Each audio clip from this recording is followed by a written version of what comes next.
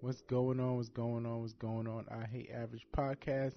Back with another week, another episode. Last week we had a lot of fun. We had a great guest. We had Amadeus motivating us and propelling us to continue our goals and no matter what the circumstances, they just push through.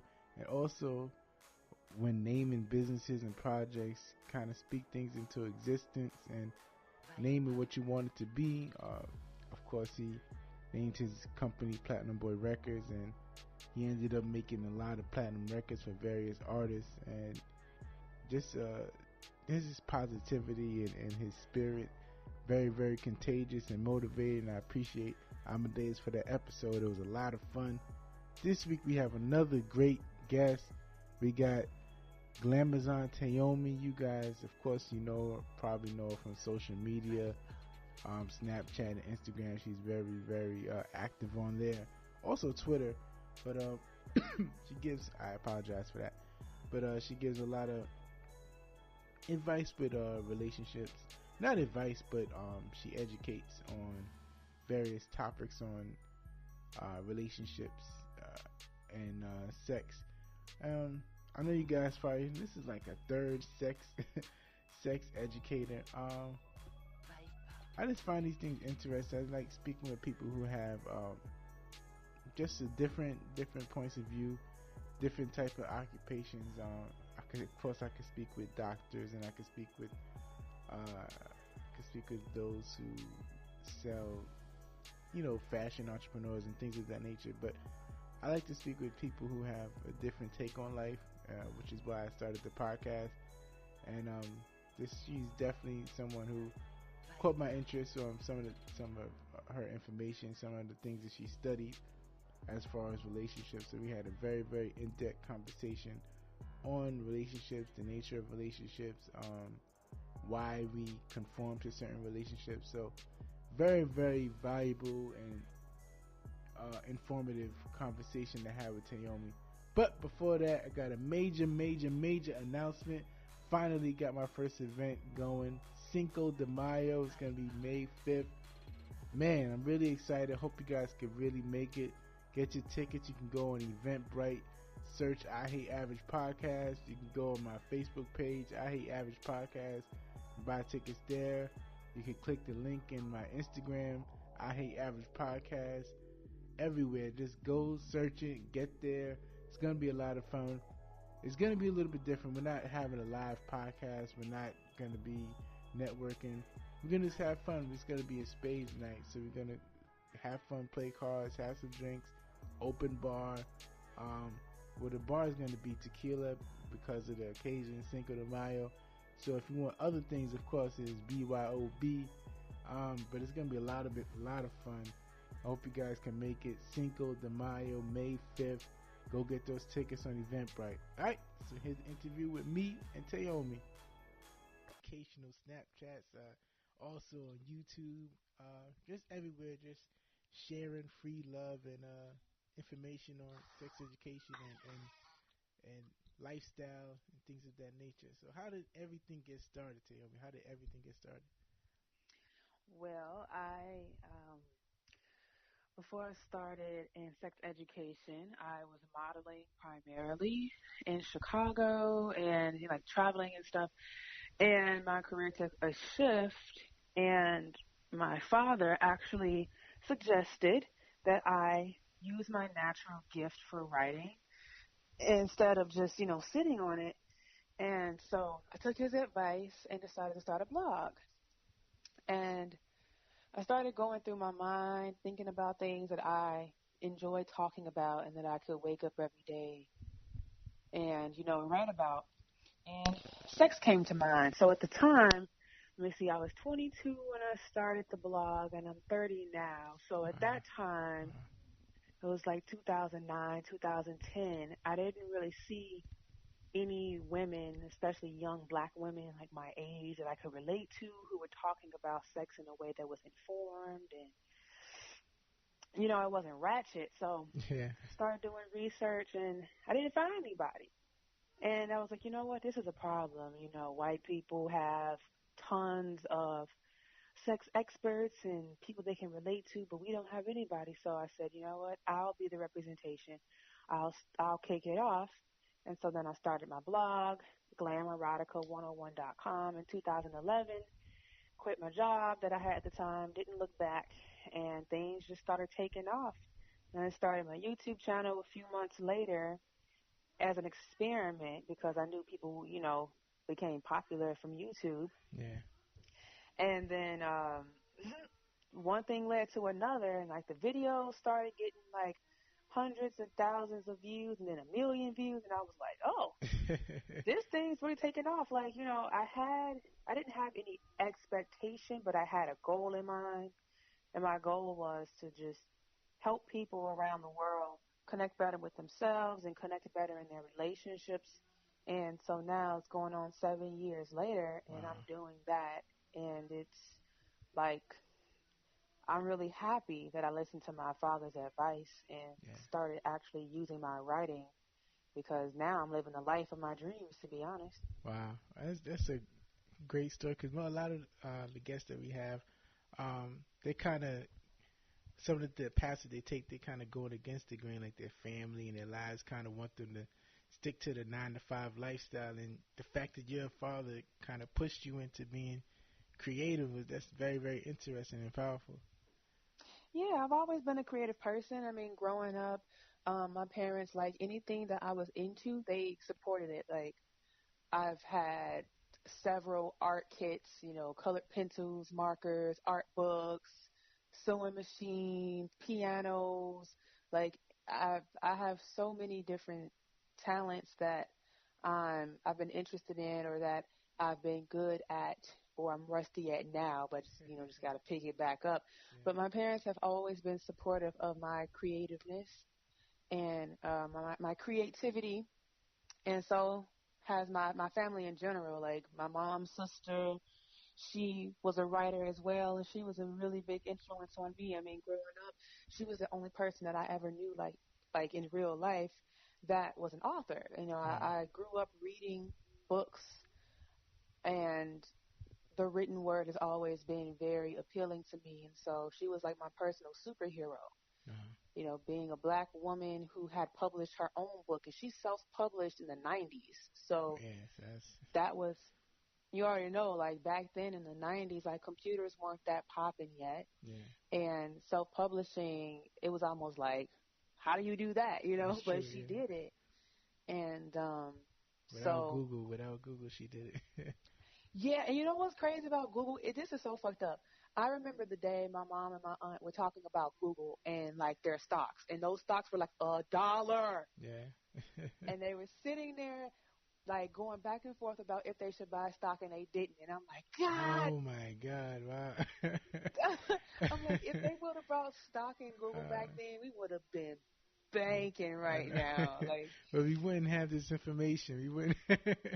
man, like we would have been good. I mean, we're good now, but I Yeah, mean, we would have been even better with of that course. stock much. And then that's the thing. It's like you have to have vision. You have to like realize that everything starts from somewhere. Every flower, every plant starts from a seed, and then it grows to be this beautiful thing.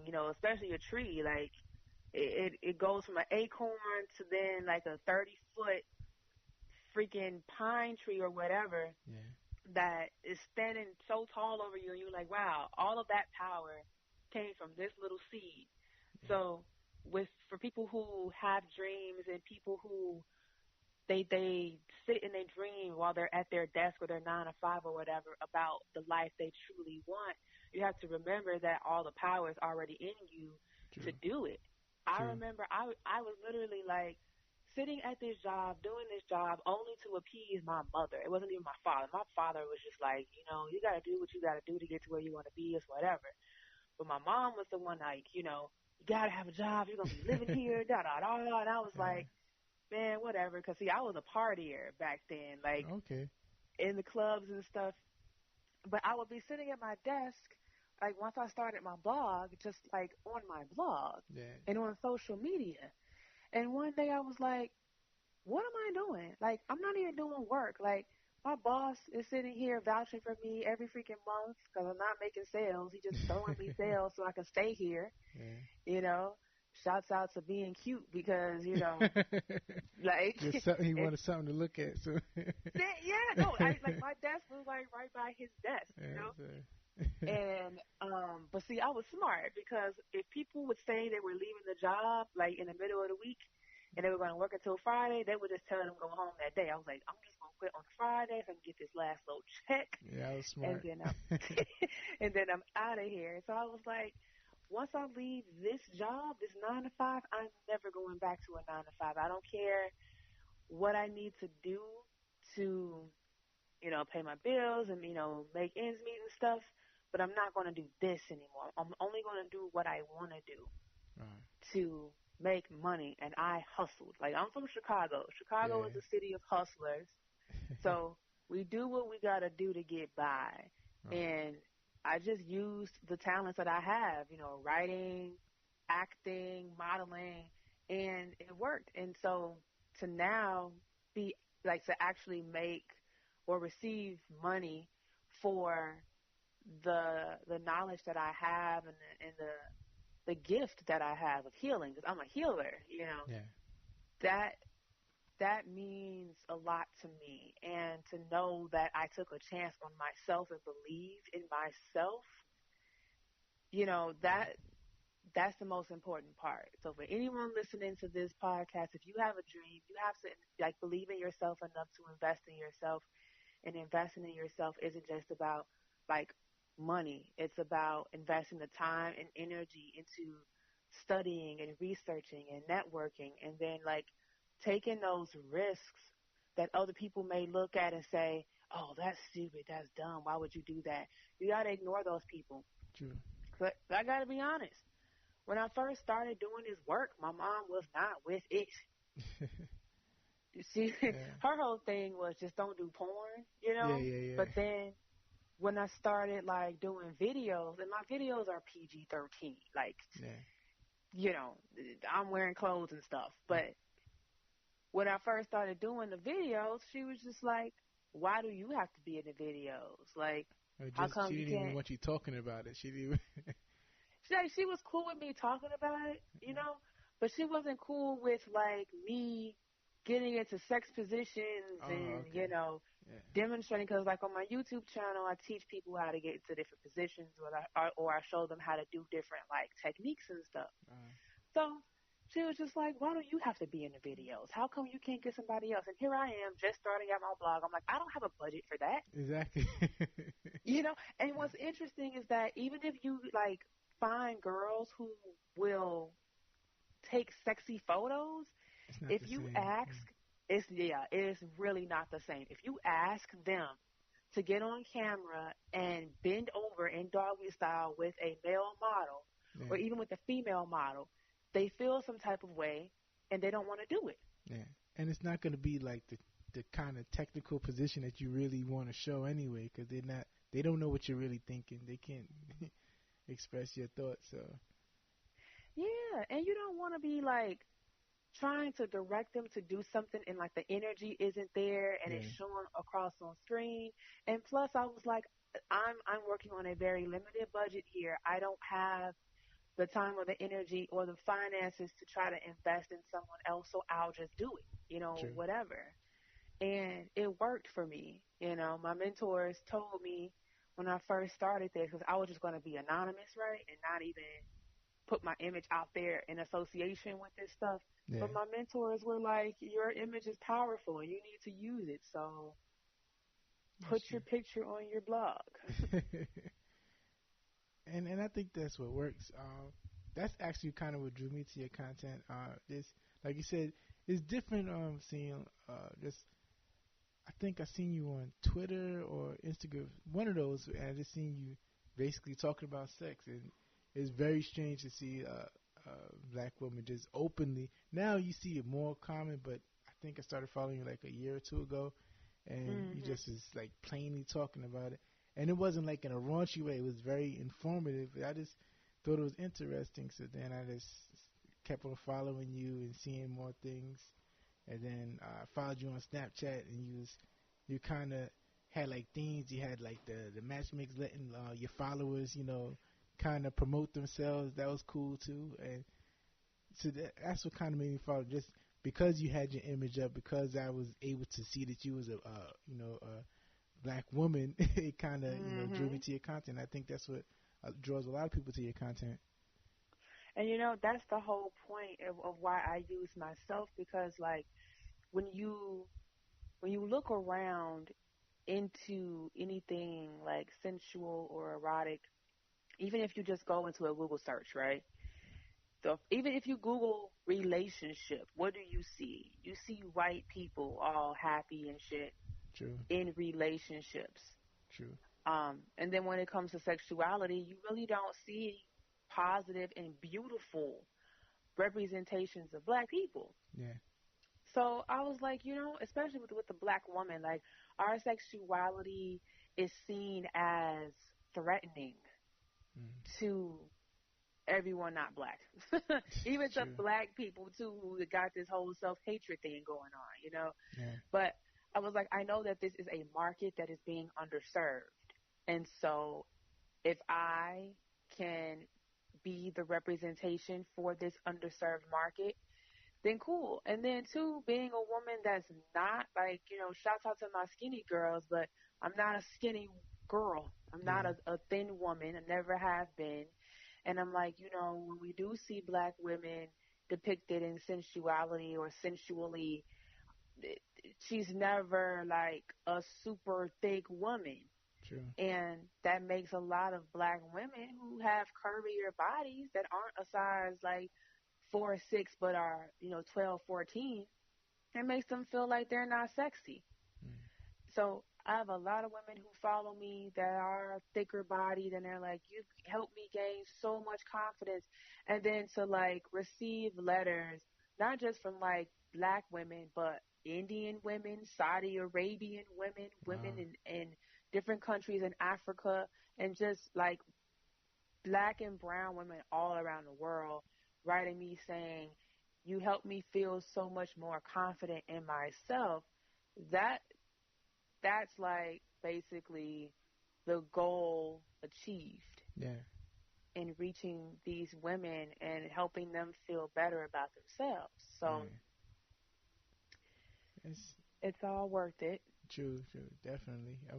And of course, it's a lot of work that you put into it. You've been doing it for almost 8 years, and I'm glad to see that globally that people are reaching out to you, because I thought it was just around the states, but I'm glad to see that people are reaching Mm-mm. out to you globally.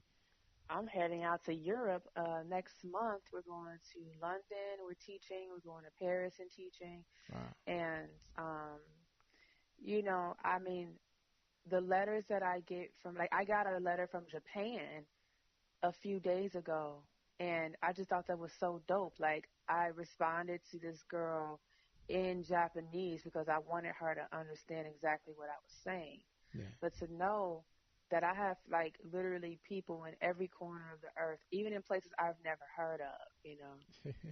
I'm like, wow, the power of YouTube It's true. and the It's true. power of the internet. Like it's a beautiful thing.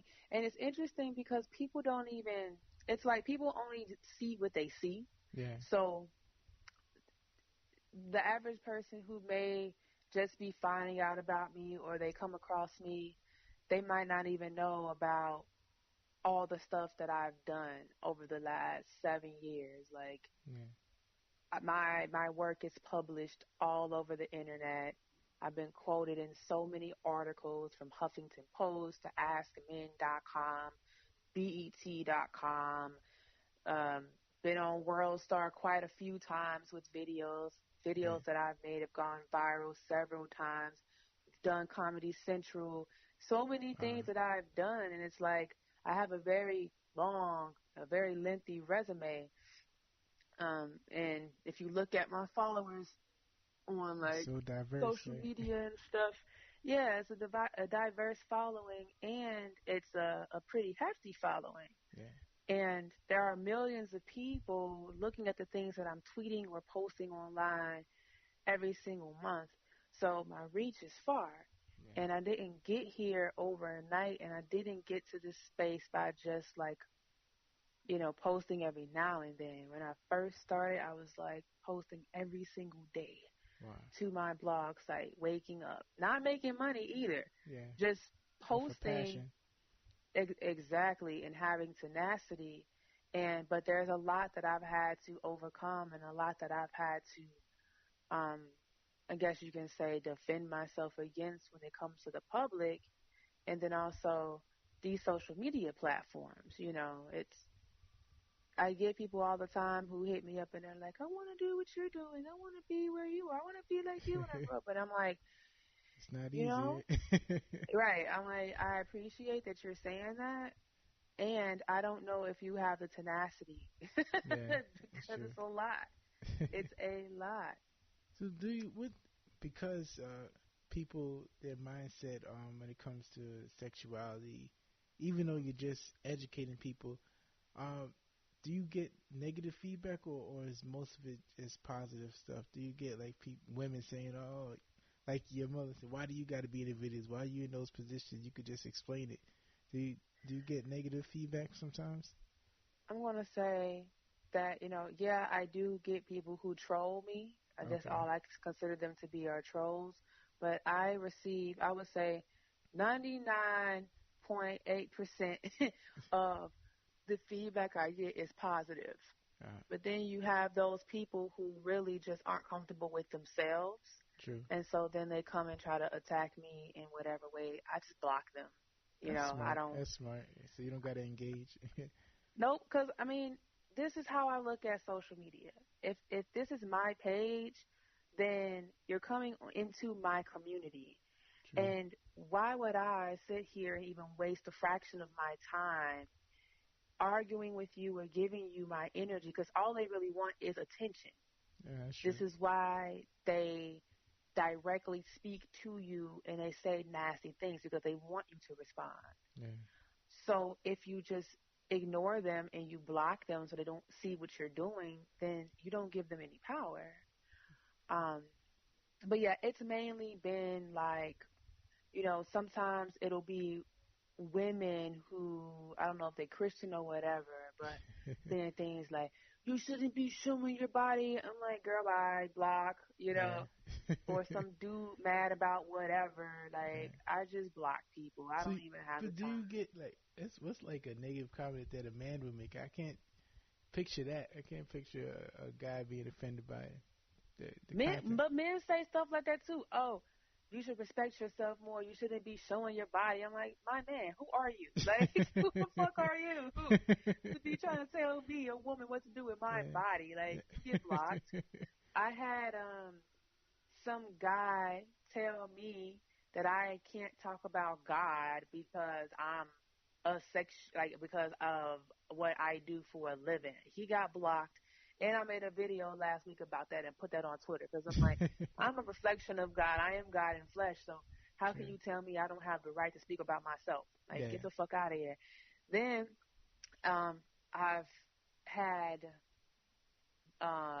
back and forth discussions with like African men who are doctors or whatever trying to tell me uh why circumcision is beneficial, and I'm like, my man, it's really not. Like, it's Right. a part of the male body that's supposed to be there and you're cutting it off for all of these uh alleged reasons, and really you're attacking male bodies. Like, so I'll get into little discussions or riffs with people like that. But and back in the day I used to respond to everybody. But in recent years I just stopped Yeah. because I'm like, all they want is attention, True. and it's no point in me going back and forth with you. I'm only here to extend love and to extend knowledge to people. I'm not here to go back and forth with people about their opinions. Yeah. Definitely. Definitely. So the main reason I seen, I think a couple of months ago, I think interview, or I think you just made a video on Snapchat talking about relationships, and of course you were married, I think last year, or was it last year or this year? I just had my ceremony this year, but I got married last year. Okay, okay. So you corrected me before the interview. You're not polygamous, or you don't practice polyamory. But you was kind of talking very intensive about that lifestyle. So can you kind of describe what I guess a open relationship, or what polygamy is, or polyamory? So polyamory and polygamy are forms of open relationship. Yeah. And open relationship just by definition is one where it's, open open boundaries. It's not monogamous. So there are multiple people who are involved in your relationship in some type of way. But this is what I find interesting because, like I said, I wrote an article for CashesLife.com about my husband and I and our relationship. Hmm. And in doing our research, we just found a whole, like, thesaurus. I shouldn't say thesaurus, a whole dictionary on, like, open relationships and alternative lifestyles and stuff. And there's so many, like, nuanced definitions of open relationships and the people who are involved in them, and it's just way too much. Before I met him, I started looking into polyamory because I just knew, like, monogamy really wasn't for me. The idea of basically feeling and being owned by a person, I just didn't Yeah. like that. And so when I looked into polyamory, it sounded good, but when I started, like, going through coaching with a colleague, it just seemed very contrived. Like, why am I still following rules when I'm free to do what I want to do? True. Um, so shouts out to those who are polyamorous, but me personally, it's just not my thing. So polyamory is having um, an open relationship where the relationships are not so much rooted in sex, but you have loving relationships with other people. So Okay. you could have your main partner, right, your primary partner, and then you have your other partners who are called paramours, and there are rules. I mean, with polyamory, everybody knows who the next person is. So Okay. everyone within the dynamic knows about each other, right? Yeah. And everybody has to agree on what goes on with the next person. And then there's a form of polyamory where everyone could live together, like in a triad or a quad. So like three or four people living together, but then there's still one primary partner. The others are still paramours, but they all just live together and support each other and pool their resources. But then you have polygamy, and this is actually something I found in my research when working on the article, is that polygamy is actually the most practiced form of relationship in the world. Wow. But monogamy, America, just how we are, we think we rulers of everything. It's like we assume that the whole world is monogamous, and it's not true. In polygamy, it's a husband with multiple wives or a wife with multiple husbands. Primarily, you see a husband with multiple wives, Yeah. and and being polygamous in that way, of course, you need to have the financial backing to be able to take care of so many wives and children, and all of So that. so I know in America, kind of relationships are kind of not based on economics, but kind of it's kind of backed by economics. Do you find that also around the world that economics have a great deal to do with relationship standards or relationship practices? So when we talk about relationships, I'm assuming we're speaking about romantic relationships. Yeah, like yeah, romantic, like the husband wife, or husband and multiple wives. Did Is it strictly based on economics, or It's really cultural. I mean, if you go and you look at Egyptian culture, you look at like Middle Eastern culture, you look at Asian culture, like having multiple wives, if you go back to like BC, that's something that was a norm, especially if you were a king, or a sheik or something like that, and they still Okay. practice that to this day. Of course, if you are a poorer man, you're not going to be able to have multiple wives because you can't afford them, True. you know. But culturally, it's accepted, and sometimes it's because they want to keep their bloodline strong as well. So there's all kinds of reasons why people practice polygamy, but it's nothing wrong with it. And it creates community and it creates a strong bond between the wives and the children. And it's just it's interesting to me how in the states it's viewed as if it's some crazy alternative lifestyle that um I don't know, it's just like a bunch of freaks getting together to live together. Like that's not that's not Yeah. even what it is. And people often, I guess, kind of get it twisted with another form of open relationship, which is swinging. Yeah. When you are a swinger, that's just strictly sex driven.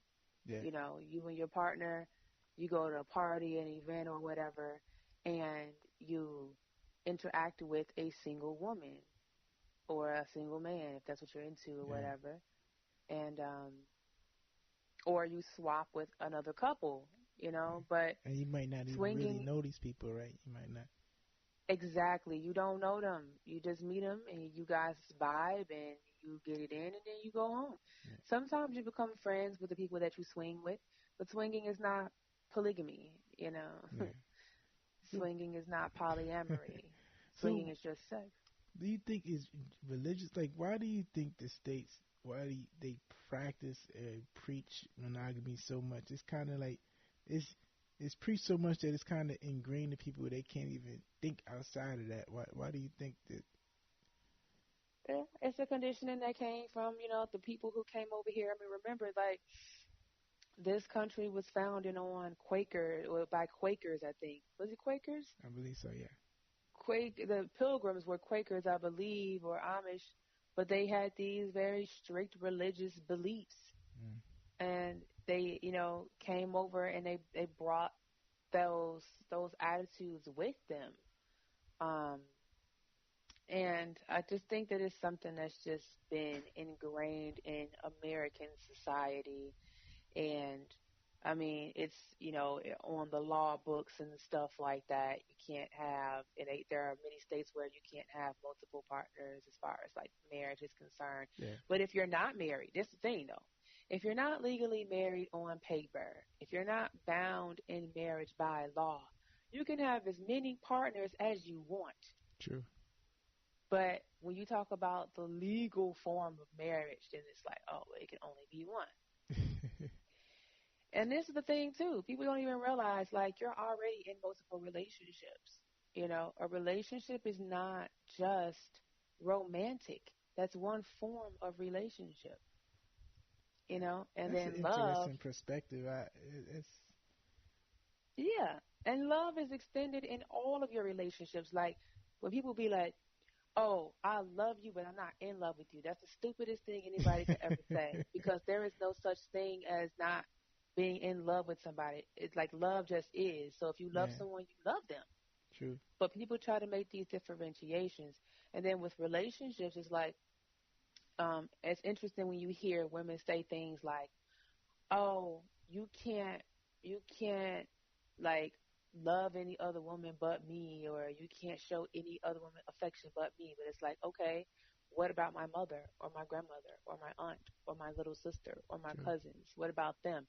But there are women who get jealous about those relationships also. Exactly.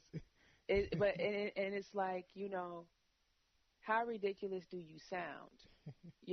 To say that a man can extend love to the women in his life, that sounds very selfish and very special. True. And that sounds like a relationship that won't last. But people only tend to focus on romantic relationships, meaning ones where they're having sex in. Mm. And this is why I said in the article that I wrote for CashesLife.com, like it wasn't even when my husband and I say we practice free love, we just practice love. Yeah. And we extend love to everybody in our lives. And us being married has not changed how we love the people in our lives, Mm. whether they are romantic partners or are a part of our soul tribe, our parents, cousins, family members, friends, whoever. Yeah. You know, love just is, and we just extend that to everybody. And it's nice to be with somebody who isn't tripping about me spending time with other men that I love, whether they're romantic partners currently or formerly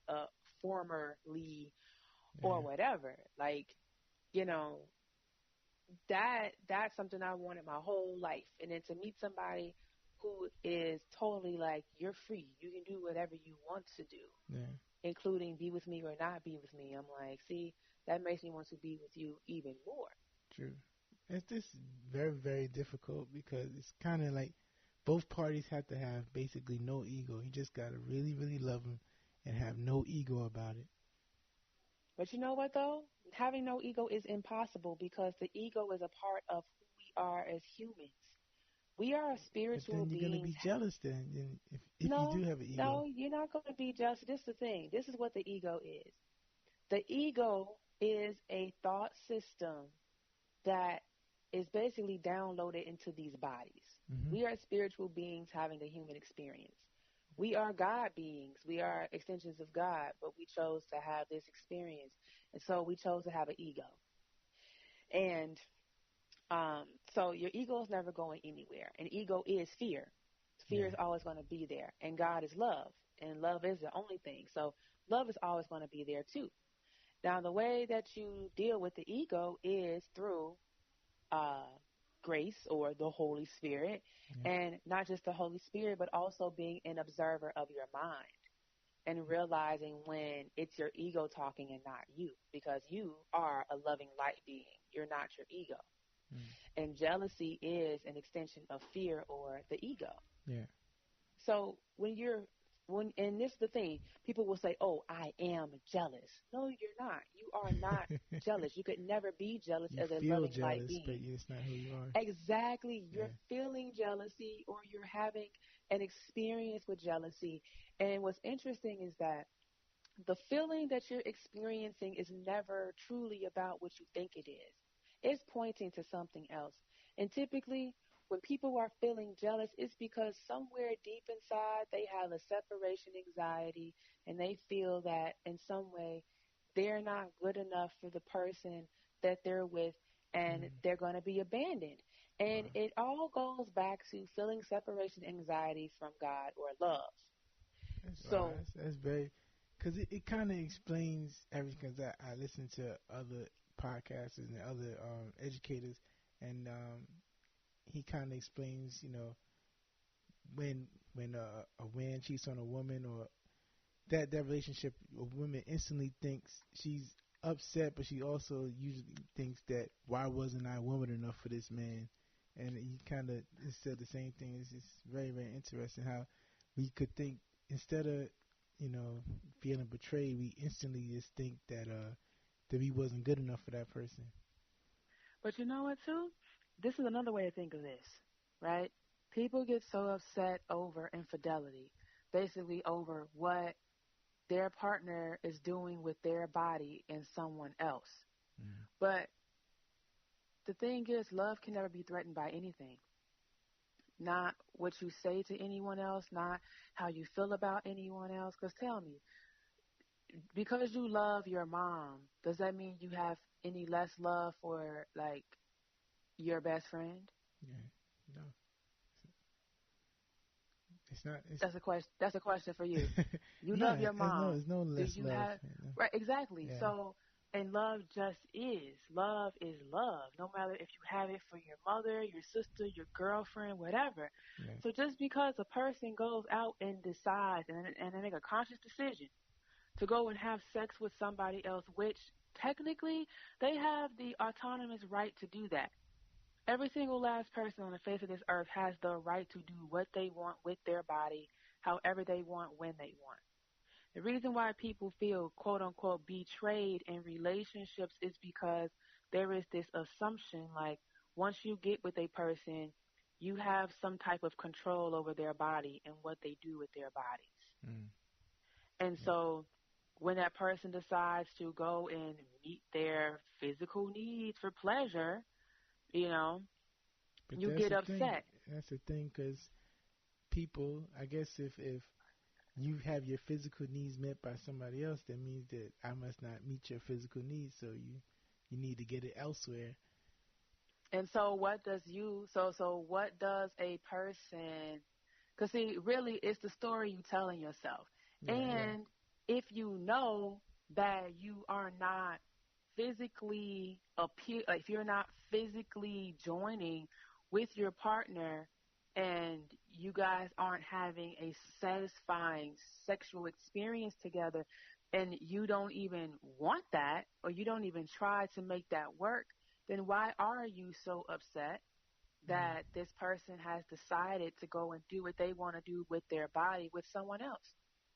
Because, see, the interesting thing is that men and women will go and cheat, but then still come home, lay down next to their partner, kiss them, and be all lovey dovey. The love yeah, isn't lost, but they've just gone out and done what they wanted to do with their bodies. true, So true.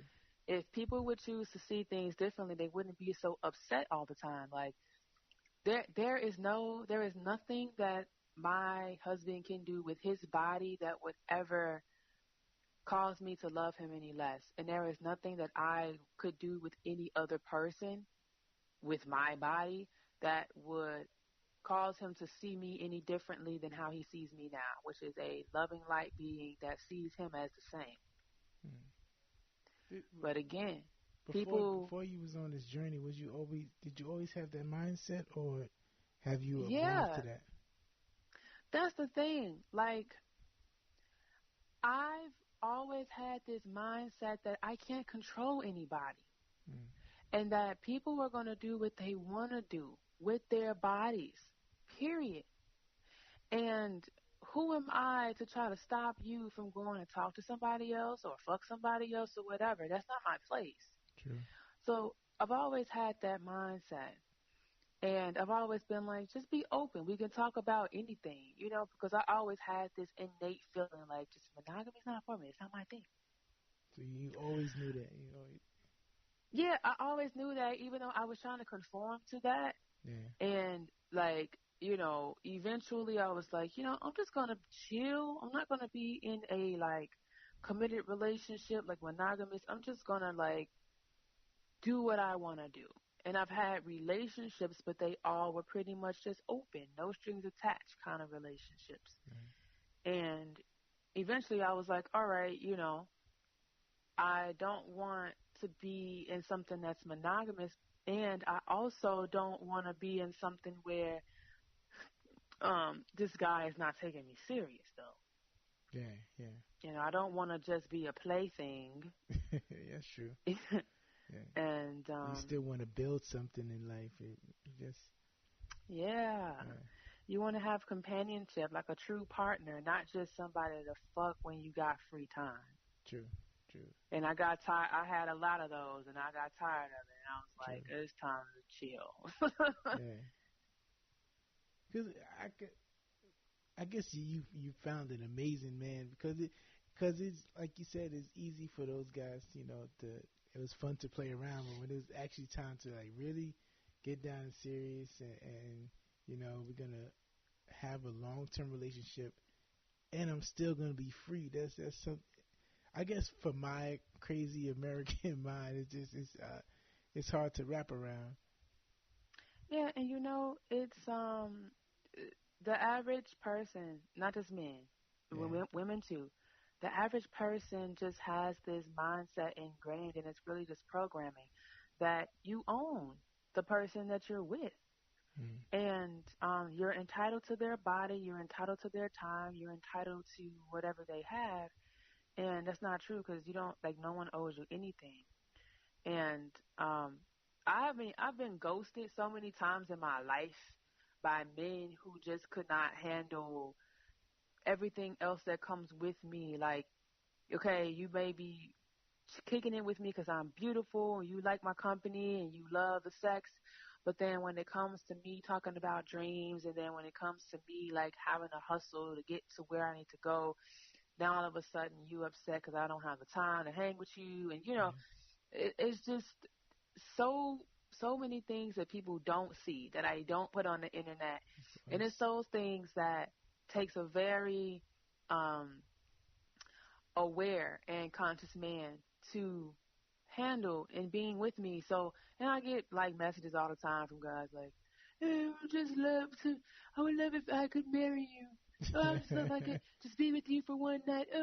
I just wish I could just be with you." I'm like, man, if you don't get the fuck out of here, you don't know the half of what it requires to be. The funniest message I got was from this dude that was like on Snapchat. He was like, "Oh, you're so beautiful. I just want to spoil you. I want to give you 99% luxury." I was like, What's 99? 99? 99? Why not 100? Man, like, he was like, "Well, if I give you 99%, he said, if I give you 100%, then what would be the point of you coming back to see me a second time?" I was like, you know You what? crazy. I laugh so hard at that, and that's like an inside joke now with me and my husband. He wrote me a note the other day. He was like 99% luxury. I was like, shut up. But it's hilarious, and Yeah. But people in fantasize about retrospect, me all the time. do you Yeah. understand like the way those guys? You said they ghosted you. Do you understand kind of why they did? Because you Yep, said, because they couldn't handle it, yeah, and I get it. It's like after the fun is over, and then they're settling into everything else that comes with me. They just and I've literally had guys tell me I'm not good enough for you, or you're too good for me. Go find somebody else. I'm like, yeah, so I'm too good for you to love you and to be loved by you, but I'm good enough to be fucked by you though. yeah. Which like I'm like, oh But they damn, really just okay. want to say, I can't handle this no more. But I guess their ego, their ego's telling them they can't say that either. So they Yeah, it's just but I'm grateful for those men to be honest, and I'm grateful to have walked away from a lot of situations where I knew that I was not receiving what I deserved. yeah, And a lot of women and men, especially men, need to learn how to do that. And I know it's not easy because to walk away from something where you know you're not getting what you deserve is to admit that you stayed in it longer than what you should have. yeah, And that's not something comfortable yeah. to sit with, knowing that all the bullshit that you went through, you did it to yourself. True. And a lot of times it's hard to, even if if that's the only issue, like dissatisfaction, like I'm not fully spiritually or mentally fulfilled. That's harder to walk away than, like, let's say if someone wasn't faithful, then it's easy to walk away from that. But if it's just something like, if it's just a feeling that you're not fully fulfilled, it's hard to walk away from that because you kind of got to figure out a way to justify that. Well, because your fulfillment and your satisfaction and your pleasure in life is your own responsibility. Your happiness is your own True. responsibility and no one else's. And it's interesting how people can say it's so easy to walk away from being cheated on, but people don't even realize, like, when you are in a romantic relationship, the stuff that's within you that's not meant to be there, that's coming up to be healed, it's coming up faster. Mm. Romantic relationships are the most healing relationships, and this is why they are the most like drama filled.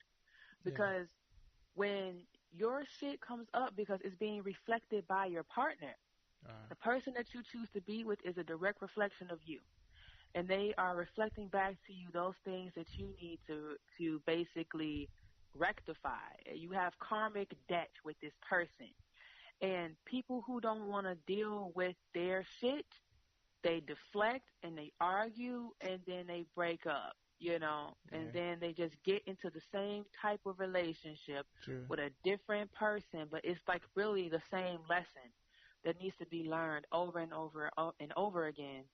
And it's like the more you continue to run away from that, you're just going to be going through the same pattern. So if you keep attracting cheaters, it's because maybe there is something within you, like maybe jealousy or insecurity or whatever, That you that got to you get over. really need to face. Yeah, you Yeah. got to face that and stop just running away. Oh, they cheated. They're a no good person. Actually, that person is a kind, sweethearted person, and they just chose to do what they wanted with their body. But you're gonna Mm. let this one instance of them using and flexing their autonomy to completely shade who they are. Wow. And this is something that my partner said the other day. He was like, if the only thing you can think about when you think about somebody from the past is all the ugly parts, you got to remember that you were once with them, which means that you were ugly too, in that True. same way. It's that's So rough. you, It's deep. It's deep, but it's rough. yes, it gets really deep, and Yeah. people don't want to go that deep. It's so Yeah. interesting because, like, I'm pretty sure you see this online all the time. Like, people will have a whole list of stuff that they say they want their partner to be. Oh, understanding, and I want them to be an intellectual and all that. And then they get somebody that is that, and that's not gonna take their shit, and then they don't know how to handle it. True. It's because they don't want to face themselves. True.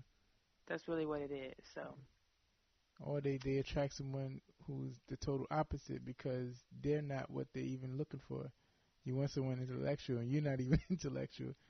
Yeah. you you like attracts like. Yeah. So, you can't expect to attract an intellectual if you don't have some type of intellectual pursuits yourself. Yeah. Like, I gave some advice to who um was saying how she's going through like a purging moment, and she feels like her phone has been dry and all this stuff, and she was talking about the types of guys that she wants to attract, and I was like, well, if that's the case, then you need to start embodying that yourself. Yeah. True. If you want somebody that's intellectual, start like building on your intellect, going to art museums, going to gallery openings, um, going to the library or book readings or signings or whatever. Like, True. just just becoming more cultured, doing things that will enrich your mind, traveling more. And then when you do those things, you will come across men or women, if if you're into that, that had like share the same interests. And so you got to get out here. It's so interesting how many people want to be matched up just by sitting at home on the True. internet, and it's like, yo, it's not going to happen like that all the time. It's hard to meet an intellectual at the club. It's not saying it's impossible, Oh. but it's. I mean, you may, but shoot, the club is a trap. Like, Yeah. all the club is a place for people. It's like a microcosm. Yeah. You go in there and they create this specialness, right? Because I used to work in nightlife doing bottle service and stuff, Okay. so I can speak on this. But it's like, you go in and you got these VIP sections roped off. They're charging 3 times the cost of what it would, what you would pay for a bottle at the liquor store, Yeah. just so that you can have it served to you by beautiful girls, some sparklers, and have a place to sit down and be up and away from everyone else. Yep. Meanwhile, everyone is really just there to show off and stunt for the next person. Guys are there trying to pick up chicks. So, getting them drunk is the goal, or Yeah. drugging them, which is the truth. I don't know about Um, drugging over there. yeah, people be on that popping Molly shit or putting, shit in a drink. Like, they say it in the songs all the time, and it just happens. Yeah. Yeah. Let's not pretend like date rape still does not exist. This Yeah. shit Yeah. goes on Yeah. all the time. Rick Ross said, "Put Molly all in her champagne." She didn't even know it. Yeah. Like, That was that's a why crazy he line. lost. But see, he said it because it's happening. True. It's true. And then so you got the chicks in the club looking for a come up, they're looking for the D boy or the dude with the money so they can, cash out on this guy. Like, it's such a crazy atmosphere, but the energy in there, it's hard to find the light. Yeah. If you are a person that's a light being, I mean, we all are loving light beings, but if you are a person that's not so clouded by the the ways of this world and the conditioning of this world, and you trying to find somebody else of light, you're not really gonna find them in the club. Nah, not at all. Like, Not at all. I met my husband on a flight. I Really? was, yeah, I was flying back from New York. I came to New York to see Big Sean in concert, and I was flying home to Chicago because I had a meeting to go to. And I met him on my flight. He was on his way to Indiana to work on his book. So we both Uh, were on purpose. yeah. We both were going about our life purpose. Yeah. And we ran into each other on Uh, that flight and have been inseparable ever since. uh, And so the two thing is, two go getters meeting up. yeah, you know what I love? I love that I'm with somebody that if I say, you know what, I'm going to Atlanta today. He's looking into flights right along with me, like, all right, we going. Or we will jump in the car and drive there. Uh, It's dope to be with somebody who's just as spontaneous as me, who has no issue with traveling. I remember 2 months after I met him, I was going down to Jamaica to review a resort. And I asked him, I was like, would you like to join me in Jamaica? Because they said I can bring somebody. He booked his ticket and was right down there with me. And I'm like, see, this is what I'm talking about. yeah. People that don't play games. I don't Yeah. got the time. True. No debates, not a lot of debates and all that. Exactly. It was no discussion. It was just, all right, send me your itinerary, and you know, we'll make it happen. uh, I think that's what I'm talking about. thank you so much for your time. Thank you for all the information. Thank you so much. Let people know how they can reach out to you and things of that nature. Well, you can reach out to me on social media. I'm on Twitter these days, more so than anything, at Glamazon Tyomi, and you can catch me on Snapchat. I really don't know how much longer Snapchat has because, like, they've been getting hit lately, but Yeah. anyway, follow me there. At Glamazon Tyomi, and check out my YouTube channel, youtube.com/glamerotica101, and my blog site, glamerotica101.com, for more sex tips and information. If you Google me, you literally can find everything, all of my articles and photos and stuff and features. I mean, I'm all over the place. And I have a new Instagram. It's at Real Glamazon Tyomi. Okay. So check me out there. I don't have any pictures up there yet. It's not a catfish. It's me. I'm just waiting to, like, drop heat on Instagram when I come Okay. back from my return. Yeah. And I have an app coming out this summer, so that's where I'll be living primarily once it's launched. Oh wow, sounds So exciting. yeah, it is. I'm excited because I'm tired of getting harassed online by social Yeah. media, like by like the actual platforms, like blocking my shit and censoring me. So Yeah. this will be my own platform. I don't have to worry about being censored. So it's gonna be lit. Okay. Sounds like a lot of fun. Thank you so much again. There you have it.